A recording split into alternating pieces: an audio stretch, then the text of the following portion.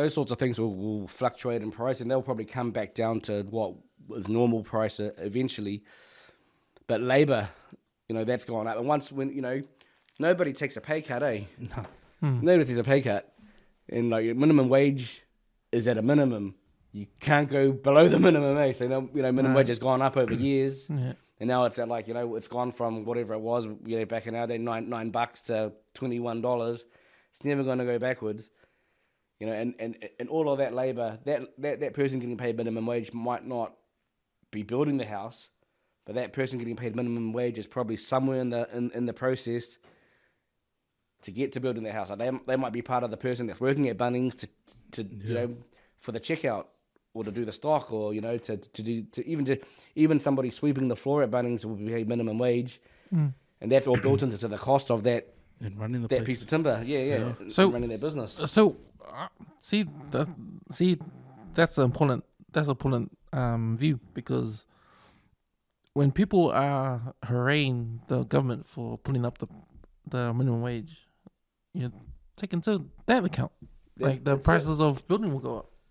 Prices of everything normally does slowly go up a little bit when wages go up, because So I feel like people don't even understand it. because Like, wages People don't, bro. People don't straight up don't get it. They love the wages going up, but then everyone else is gonna go up. Then you understand that everything else is gonna go up. Yeah, and manufacturing alone, right? If you were bottling all this Budweiser stuff, if it cost you $10,000 to bottle 40,000 units of that, in a 10,000 liter kettle, and you take into account the amount of people to pasteurize it, brew it, and then fucking send it down the line and box it. By the time you're looking at what it costs, you have to consider all right, then you got to ship it to where it's going. And a lot of people don't think, oh, nah, fuck yeah, I can just go in there, get paid $25 an hour. All good. But when there's a loss, like say 4% of that goes down the drain, and then the company who's made it hasn't actually made their money because they haven't paid everyone, bro, that's not a sustainable way of doing it. Nah, so they will look for the cheapest way to do it. Or they'll shut up shop, and that's when you see the minimum wage is good for there are some businesses like say supermarkets or banks, for example, and big corporations or big businesses that are able to ride minimum wage or even price just general wage increase. That's fine, but small businesses like say you're a dairy or whatever, or a small family-owned butcher. The small butcher, and you've got a five or six staff.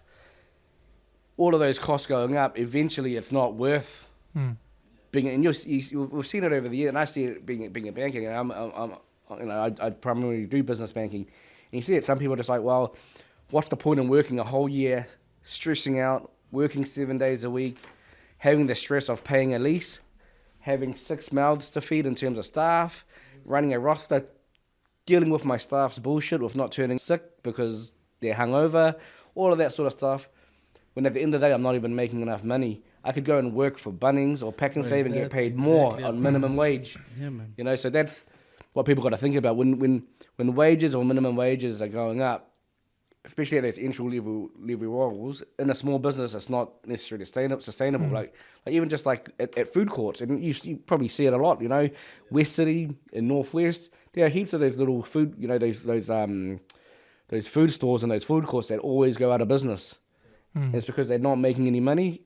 And what's the main cost there? Yeah, the lease is expensive, but their main cost is labor, is wages.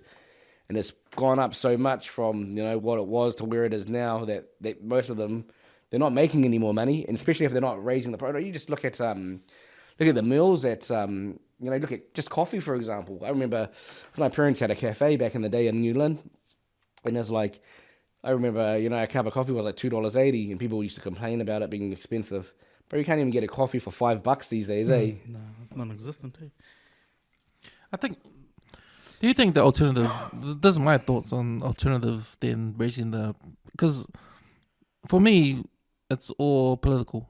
It's a political move by the government to raise the thing to get votes. Most people, it's a feel-good thing. They think, oh yeah, getting paid more is great. Yeah, but they're not seeing the other side of it. That's right. They're not seeing the other side of it. But to some people, it doesn't matter as well. Like if you're living with your parents or You're not paying the bills. Yeah, so Or it you're- doesn't affect you or much. you're Eh? especially if you're a student, if you're a university student or whatever, and you're just getting paid more, and it's great. You don't have to pay bills. You're not buying groceries. You're not paying for electricity and power.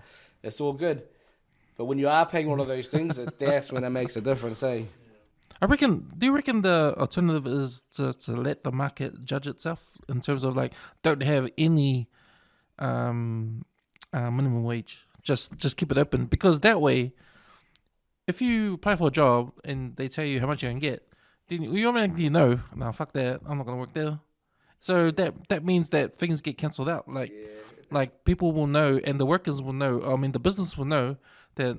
Come on, man, you're not gonna pay this guy $8 just because, you know. Yeah, Look it's a how- hard one. It's a hard one though, because there are people there are some shitty business owners that take advantage of people as well. But that's what I'm saying. Stuff that like, hey, if that's your Way of doing business. if that's your way of doing business, then good luck to you, because no Yeah. one's gonna join your Yeah, that's true. fucking work. No one's gonna work for you. Yeah. Like I dare you to pay $1 an hour.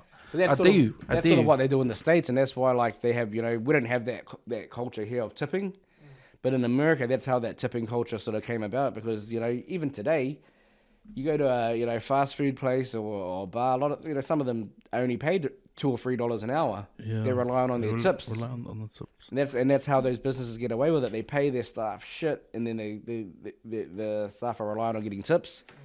So at the end, us as consumers still pay for it somehow. Yeah.